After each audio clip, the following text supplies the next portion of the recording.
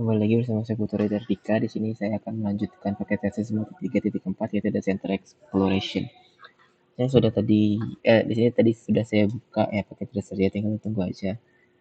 Di sini juga sih ada notesnya ya sebenarnya. Kalau katanya sabar gitu.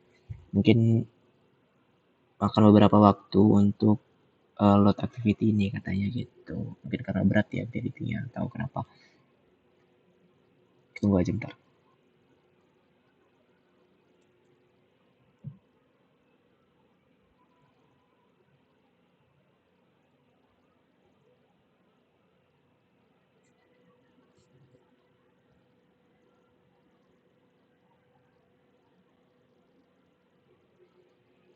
Sebentar ya teman-teman.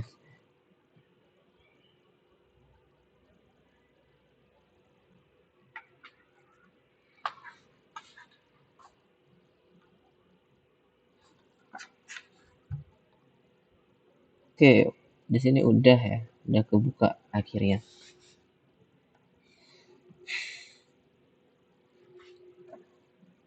Oke, di paket tracer data center exploration ini objektifnya ada 3.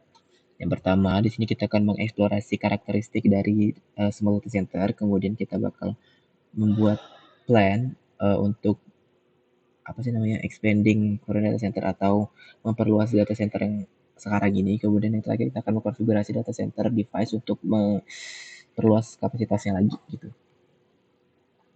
Oke, kita masuk ke part 1 aja langsung ya, nggak usah baca apa sih namanya background skenario-nya soalnya panjang tuh kalau dibaca. Di part 1 ini kita akan mengeksplorasi karakteristik dari data center yang tersedia gitu. Step 1 ya. Sini kita bakal mengeksplorasi physical layout dari data center. Banyak ya sini, ada Seattle, ada Winnipeg, dan juga ada Toronto. Ini sepertinya di Amerika apa ya? Seattle. Tadi Kanada. Kemudian kita cek branch office, kita cek di Winnipeg mungkin ya. Winnipeg, oh ya branch office. Kemudian sebentar nih. Kita klik branch office-nya. Banyak di sini ya.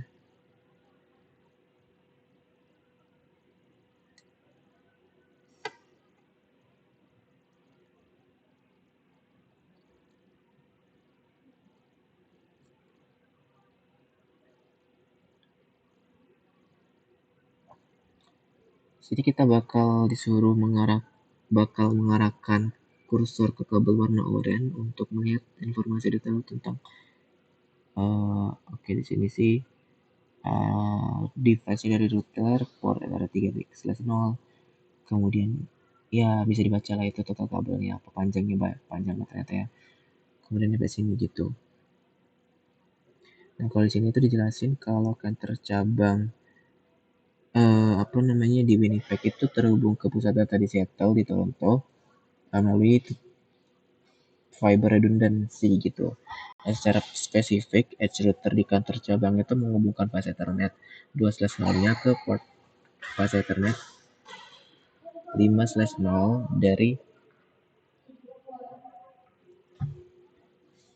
dari DC1A underscore router di Toronto. Kita coba cek di Toronto dulu ya guys. Gimana sih cara balik?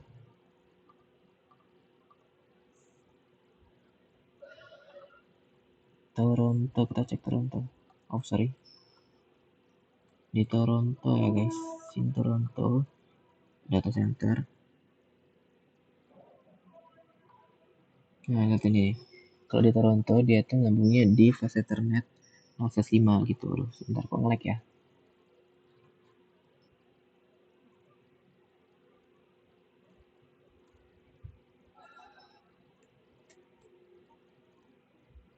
Wow, ini banyak sekali ya servernya di Toronto.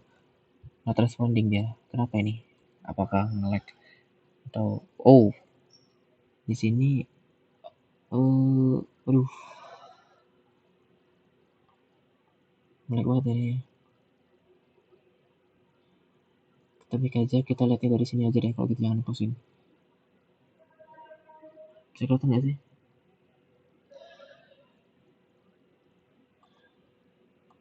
Harus masuk ya, aduh.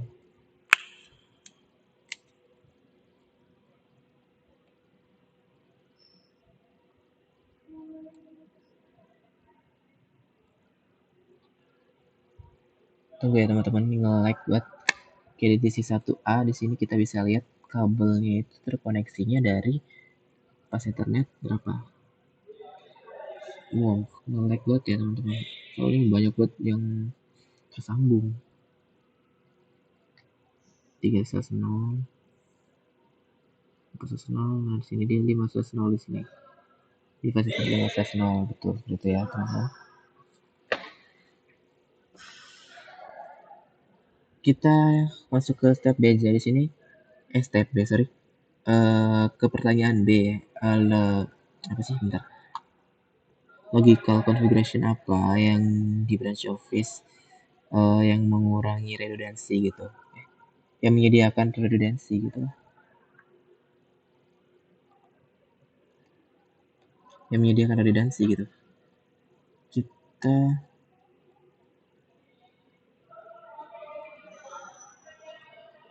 masuk ke branch office lagi ya tadi. Aduh, sebentar. Mana tadi? Winnipeg ya, branch office ya. Winnipeg, branch office. Kita masuk ke sini. Terus kita masuk ke edge router ya.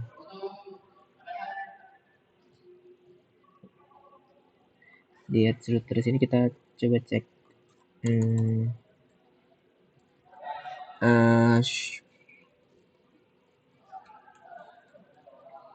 Show running config ya.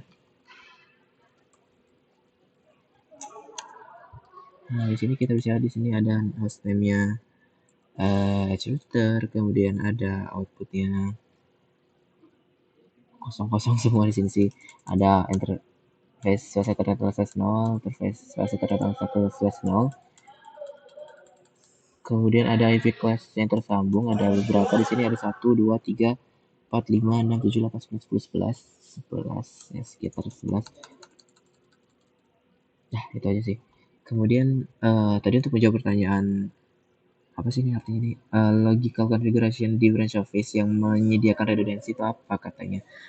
Untuk memastikan redundansi sih di sini Exeter tuh menggunakan floating static routes. Nah, jika terjadi kegagalan pada tautan utama terutama ke DC 1, lalu lintasnya itu bakal dialihkan ke DC 2, dan sebaliknya jika tautan utama DC 2 gagal, lalu lintasnya itu bakal dialihkan ke DC 1, seperti itu. Mungkin ya. Oke, kemudian yang ke-C di sini, bagaimana data center 1 itu terkoneksi ke data center 2 gitu? Pertanyaannya. Sebenarnya data center 1 sama data center 2 ini tuh terhubung melalui apa sih, link fiber redundant yang dari router DC1A yang ke router DC2A dan router DC1B terusan ke DC2B itu tadi, seperti itu. Nyambungnya kayak gitu. Kemudian sini ada tulisan lagi. Aduh, apa sih artinya ini? Bagaimana perangkat di pusat data 1 itu physically gimana sih, terorganize gitu loh pokoknya, diatur secara fisik gitu. Pusat data satu itu yang mana tadi ya, sebentar kita cek dulu. Pusat data 1 yang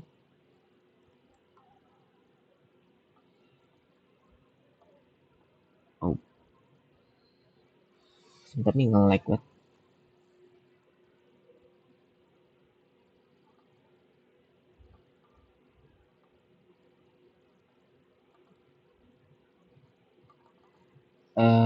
Wait.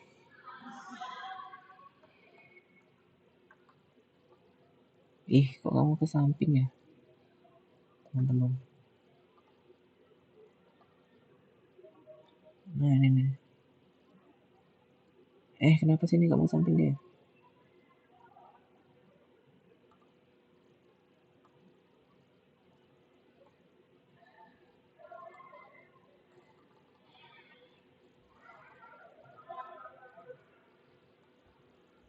Wait, ini kenapa ngebug gini dia ya? Kita masuk lagi ke Winnipeg ya. Oh, nggak ngebug emang ternyata. Sorry. Di Seattle kah data? Bukan data center satu itu. Oh, di siapa sih? Tadi lupa. Di ini ya. Nah, di sini. Apa tadi pertanyaannya? Bagaimana perangkat di pusat data satu diatur secara fisik? Kita lihat. Modus ini ngeframe banget ya.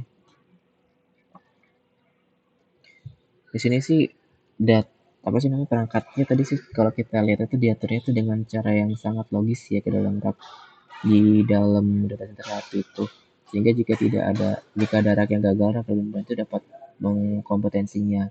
Terus jika salah satu fitur desain utama dari pusat data adalah standarisasi tata letak peralatan, sehingga kita tuh bisa memiliki fleksibilitas dan tidak dibatasi oleh tata letak peralatannya gitu. Jadi kita bisa uh, fleksibel lah gitu kalau mau nata-natanya apa atau segala macam apa mau ngapa-ngapain di data center satunya gitu. Ntar ngelag banget kalau masuk ke data center satu. Nah, seperti itu ya.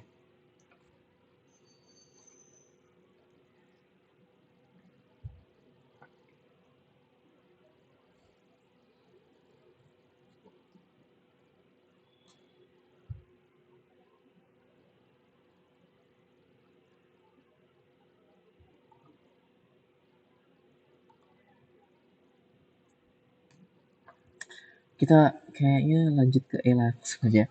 Kenapa data center 2 equipment layout itu berbeda dari pusat data satu? Coba layoutnya kenapa berbeda katanya data center 2. Oke, kita coba data center 2.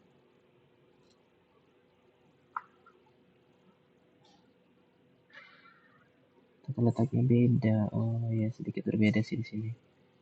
Sini ada beberapa rak yang diisi oleh router dan juga switch dan di sini server.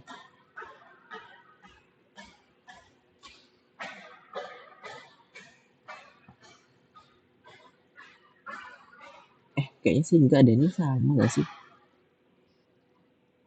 Di sini sih kalau dilihat-lihat tuh dia tuh nggak berbeda ya. Pusat data 2 itu sama sebenarnya. Tata letaknya tuh sama dengan pusat data 1 untuk tata letak peralatannya di sini. Enggak, atau apa saya yang salah lihat ya? Sebenarnya sama sih di sini, nggak ada terlalu beda. Tuh. Yang terakhir di sini kenapa physical organization of the data center device itu important? Kenapa penting gitu katanya? Karena tata letak perangkat fisik redundan yang jelas itu uh, bisa membantu fleksibilitas gitu. Kemudian juga pemecahan masalah di manajemen pusat data. Jika desain peralatan yang lagi mencegah data letak peralatan buat kegunaan dan efisiensi pusat data gitu. Ya pokoknya gitulah. Oke, kita ke langkah 2 lagi ya, step 2. Kita bakal explore dan mengeksplorasi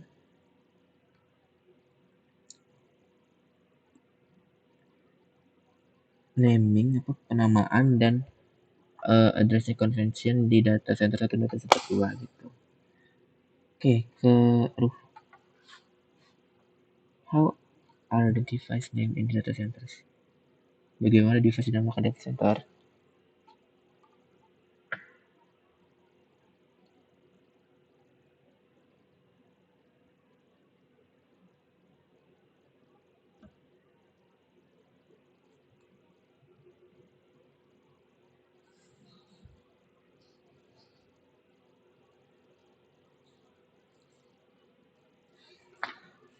Nge-lag sekali ya. Sebentar, nggak fokus nih jadinya gara-gara lag.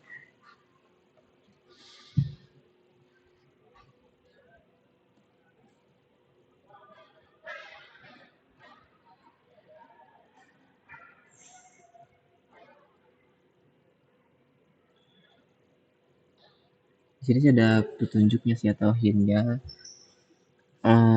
Raknya itu disingkat menjadi R dan servernya itu disingkat menjadi S gitu loh. Kemudian ke B, di sini bagaimana perangkat-perangkat di pusat data diberi alamat.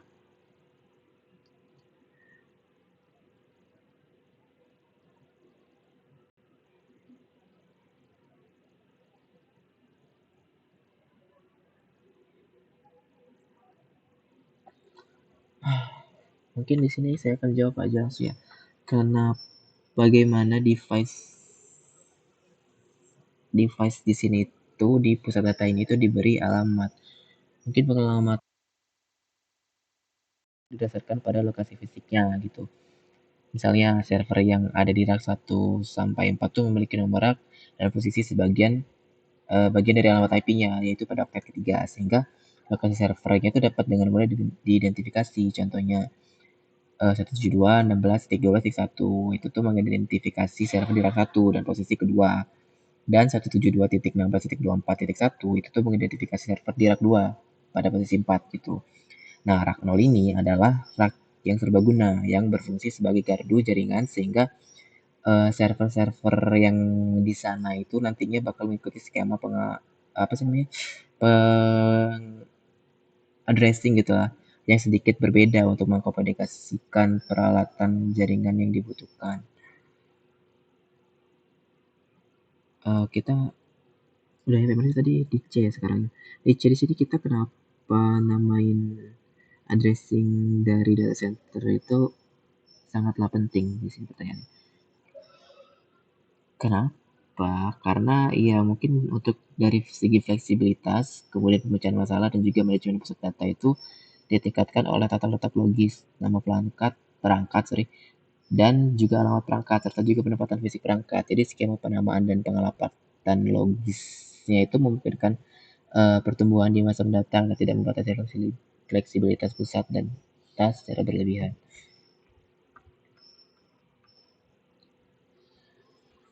Hmm,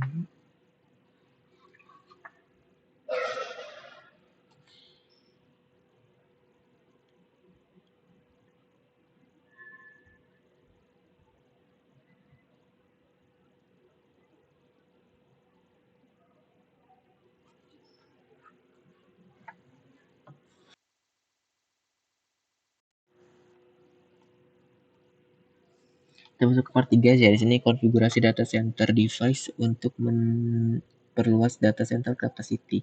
Di part 3 di sini kita bakal menginstal konfigurasi equipment untuk rak yang baru di edisi 1. Di sini kita akan menggunakan informasi dari part 2 untuk spesifikasinya gitu.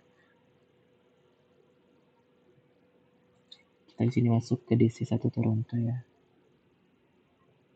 Di rak 5.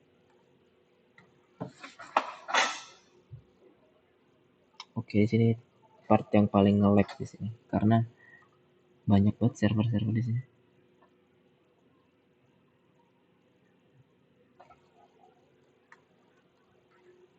Ini kita bakal ngedrag 2960 switch ke atas rak 5. Rak 5, oh ini rak 5. Nge-lag sekali ya teman-teman.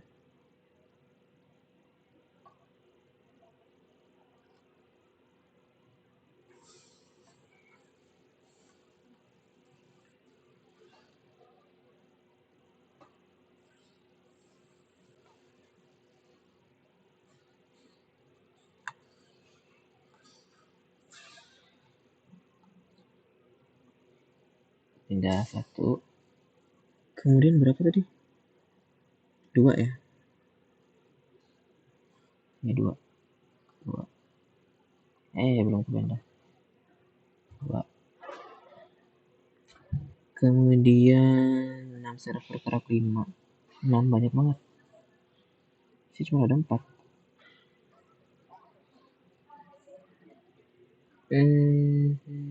Sebentar nge-lag banget ya.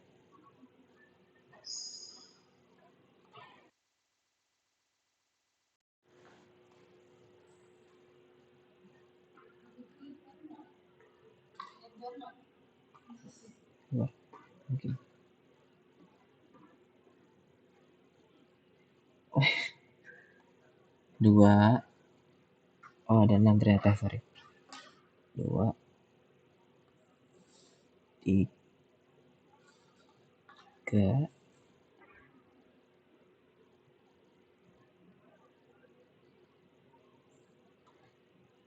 Wah, ini nge-lag banget ini. Tunggu ya, sabar ya. Atau di skip-skip aja kalau menonton. 4.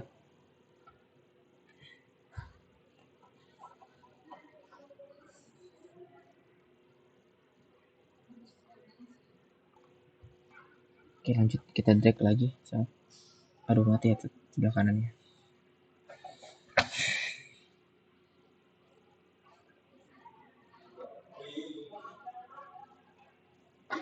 Oke, ada 6. Kemudian kita klik developer server NLAK 5.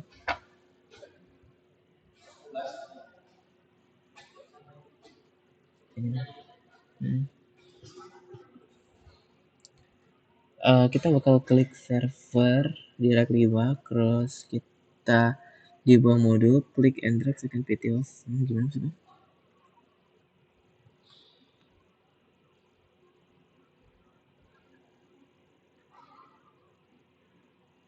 PT host NM1CFE ke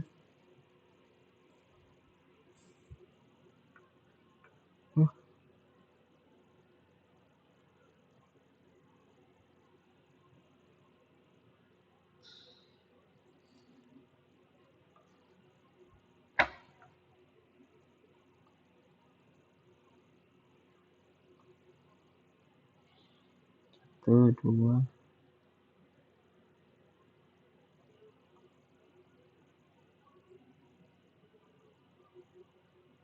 Kayaknya lag ya teman-teman. Depan. Kemudian kita masuk ke configuration. Kemudian namanya kita namanya ganti DC. Sorry. 1. Aduh, bentar nge-lag banget.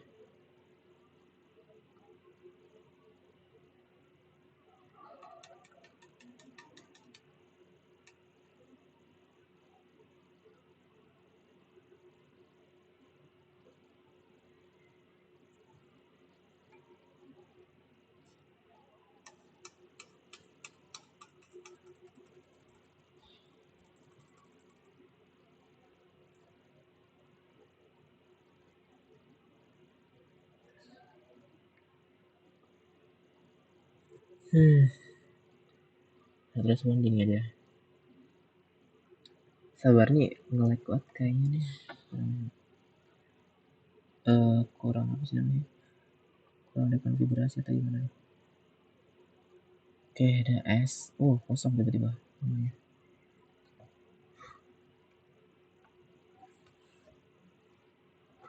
Sebentar.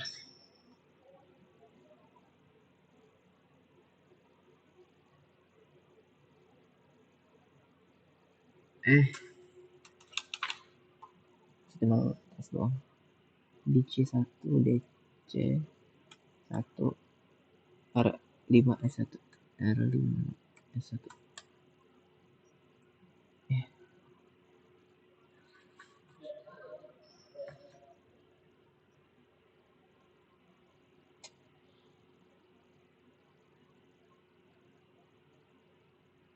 Ini nge-lag buat ya dia teman-teman. Jadi kayak mau konfigurasi pun sulit jadinya.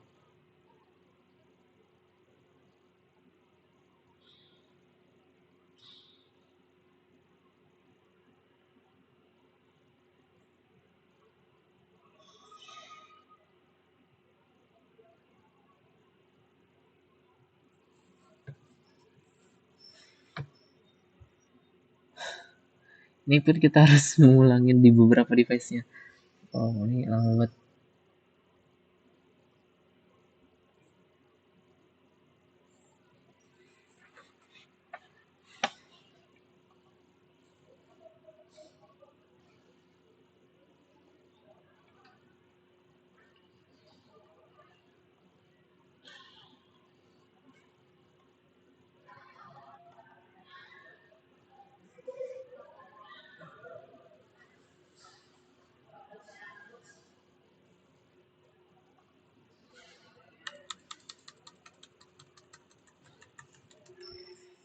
Wah, nge-lag sekali ya. DC1 R5S2 yang ini.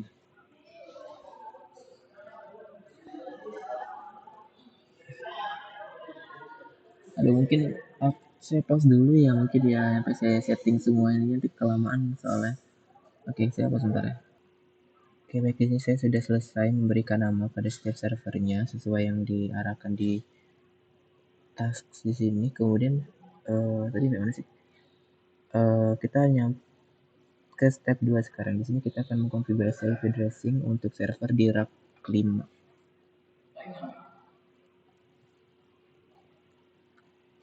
Oke, kita lanjutkan mengkonfigurasi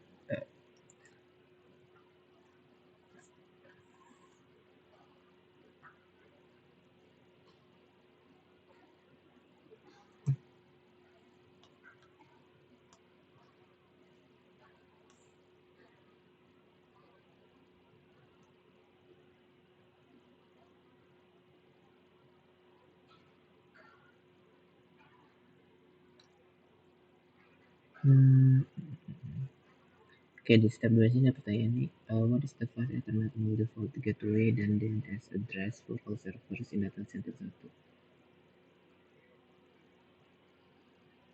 So, sini aja mungkin ya.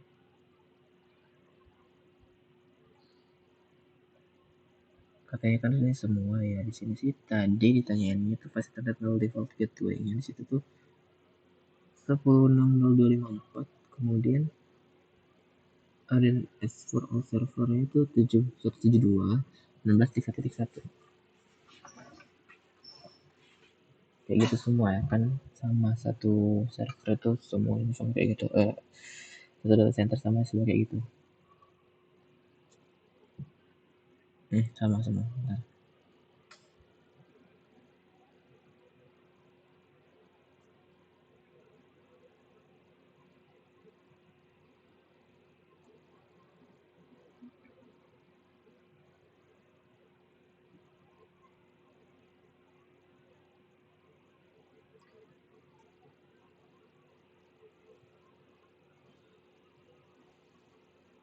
mungkin kita di sini masuk ke step C aja ya. Di sini kita langsung apa sih artinya ini, in conformance with the addressing scheme of servers in rack 0.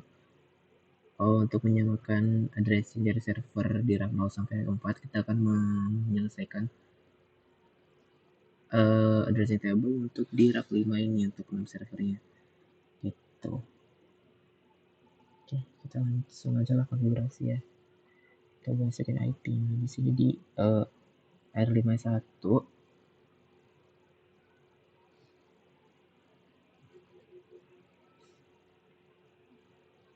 72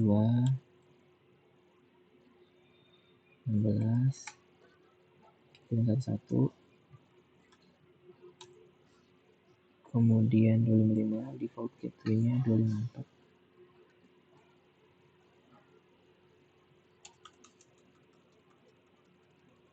172 16 0. Ini DSS servernya ini kenapa nih?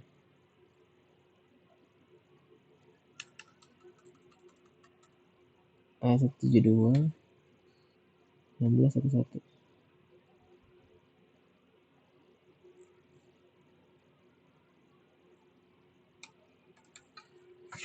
Nyamuk sorry.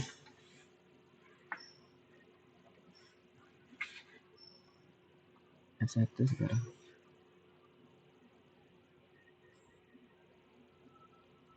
10 16 511. Kalau subnetnya itu oke, udah ya ini ya, nggak usah dah di sini. Kemudian R5S2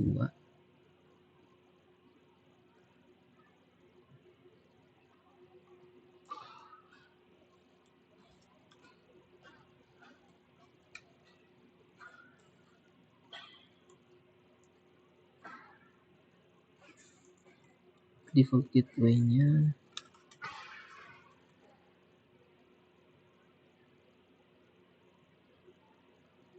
72 16 74 72 plus 254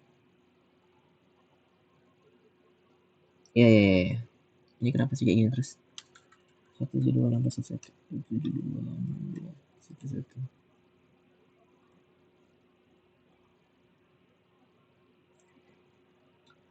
tapi Vin 4 sini 10.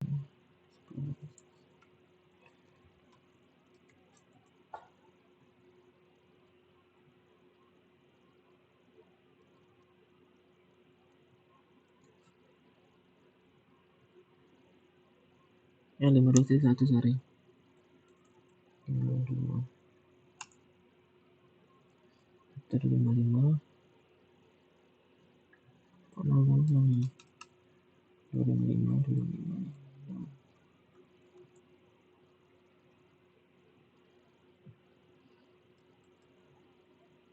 malah udah belum. Oke 56 di sini.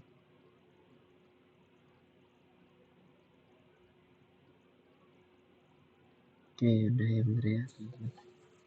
Kita di R5 S3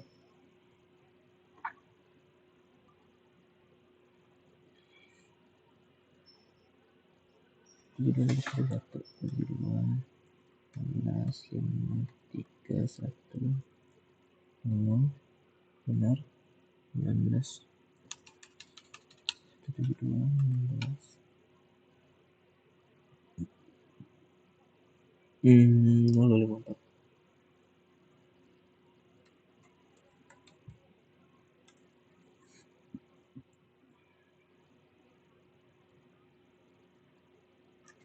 Ini warning terus nih.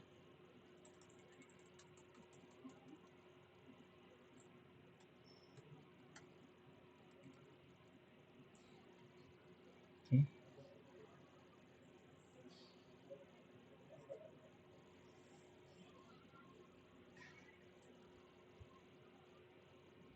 10 16 31.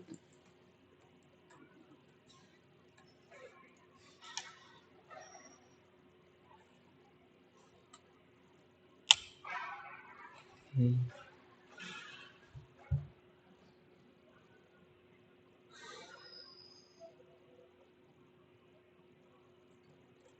72 72 ya 72 16 16 titik 5 4 titik 1. Oke 72 16 65 4.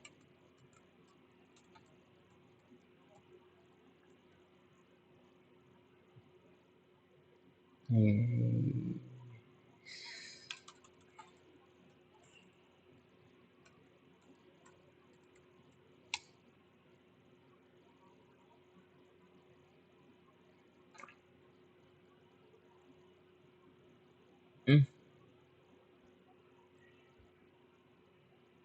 10 16 1 10 16 5 4 1.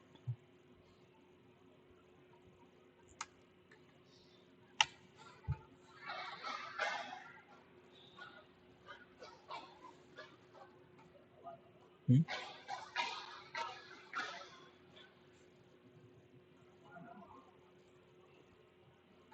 72 16 65 172 16 55 titik 1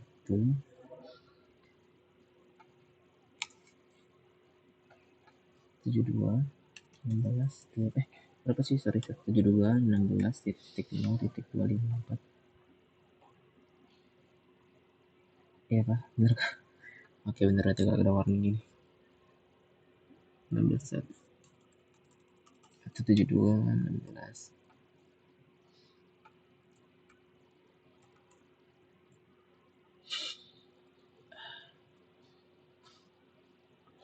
10 16 1.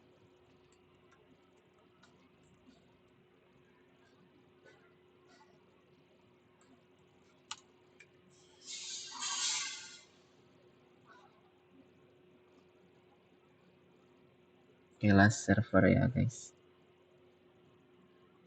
Just 72 16 56 titik 1 72 16 0 54.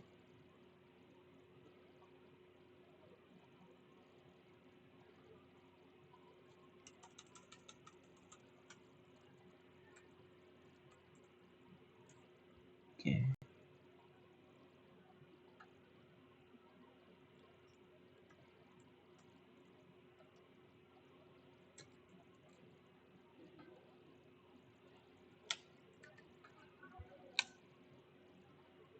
Oke, ada semua di sini untuk konfigurasinya. Kita akan lanjut ke D. Enggak sih, di sini kita bakal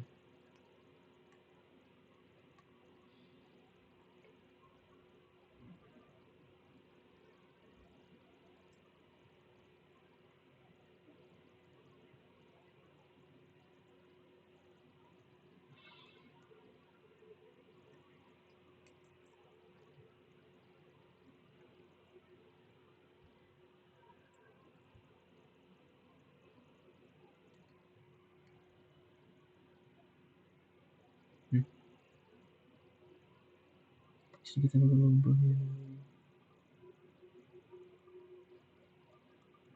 DC1 ada kelima switch A.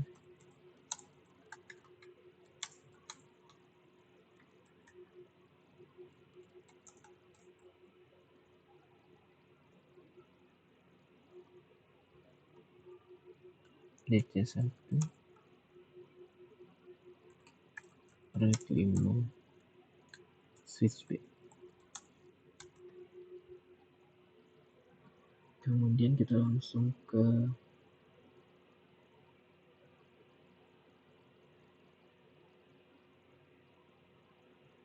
switch B di sini.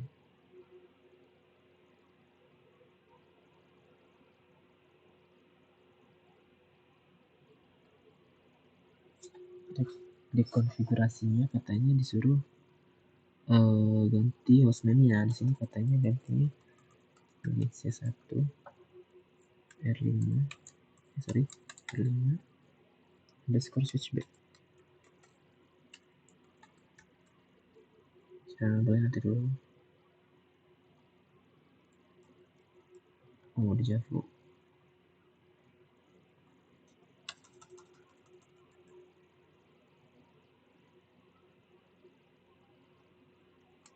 C1 R5 score switch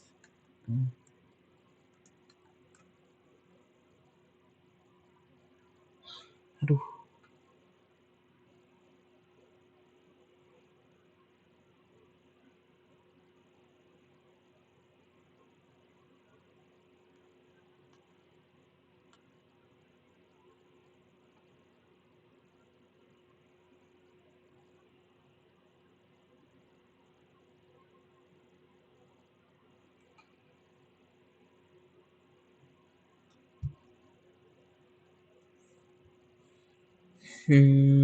Sebentar ya.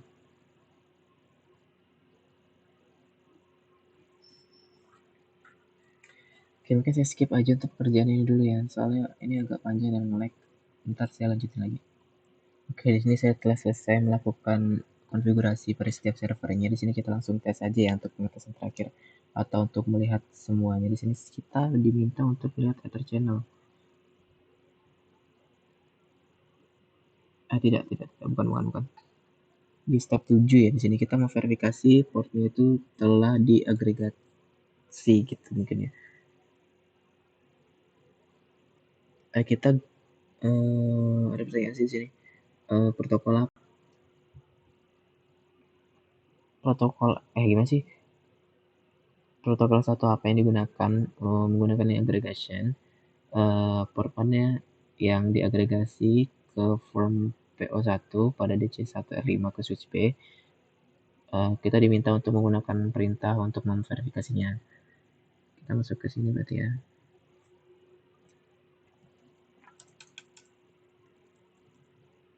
Kita coba show Ether channel summary.